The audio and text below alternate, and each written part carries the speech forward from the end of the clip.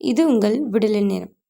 இன்னைக்கு அநேகரோட மனசில் இருக்க ஒரு சந்தேகத்திற்கான பதிலை தான் வந்துட்டு நம்ம இன்னைக்கு இந்த விடுதலை நேரத்தில் தியானிக்க போகிறோம்.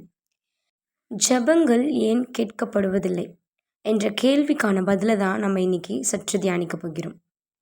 நம்மளுடைய ஜெபங்கள் வந்துட்டு கேட்கப்படாமல் அதுக்கு பதில் வராமல் இருக்கிறதுக்கு நிறைய ரீசன்ஸ் பார்த்திங்கன்னா வேதாகமத்தில் நிறைய இடங்களில் வந்துட்டு சொல்லப்பட்டிருக்கு. அதில் முக்கியமான 3 காரியங்களை தான் வந்துட்டு நம்ம இன்றைக்கி சற்று பார்க்க போகிறோம். முதலாவது காரியம் என்னென்னா விசுவாசம்.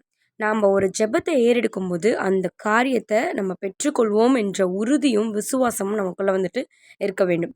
ஸோ இனிமே எந்த ஒரு ஜெபத்தை ஏறெடுத்தாலும் கண்டிப்பாக அந்த காரியத்தை தேவன் வாய்க்க பண்ணுவார் என்ற விசுவாசத்தோடு அதை நீங்கள் பெற்றுக்கொள்வீங்கன்ற உறுதியோடு ஜெபம் பண்ணுங்கள்.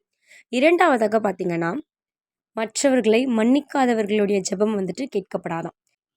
இப்போ மற்றவங்களை வந்துட்டு மன்னிக்கிறதுன்றது பார்த்திங்கன்னா ரொம்பவே ஒரு கடினமான காரியமாக இருந்தாலும், ஆனால் ஆண்டவர் நம்மளை எப்பேற்பட்ட பாவிகளாக இருந்தாலும் நம்ம வந்துட்டு ஆண்டவர் தன்னுடைய பிள்ளைகளாக வந்து ஏற்றுக்கொண்டிருக்காரு இல்லைங்களா?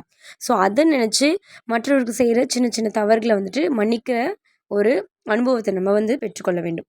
மூன்றாவதாக பார்த்திங்கன்னா நீதிமொழிகள் 28:9 வேதத்தை கேளாதபடி தன் செவியை விலக்குகிறவனுடைய ஜெபமும் அருவருப்பானது.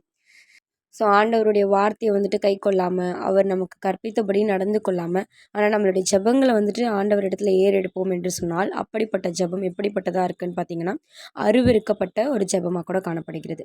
ஸோ இனி உங்களுடைய ஜெபத்திற்கு ஆண்டவர் பதில் கொடுக்க வேண்டும் என்று சொன்னால் இந்த 3 காரியங்களில் உங்களுடைய வாழ்க்கையை வந்துட்டு நீங்கள் சரிப்படுத்தி பாருங்கள். கண்டிப்பாக ஆண்டவர் நீங்கள் ஏறெடுக்கிற அந்த விண்ணப்பங்களுக்கு நல்ல ஒரு பதிலை வந்துட்டு கொடுக்க வல்லவராக இருக்கிறார். ஆமென்.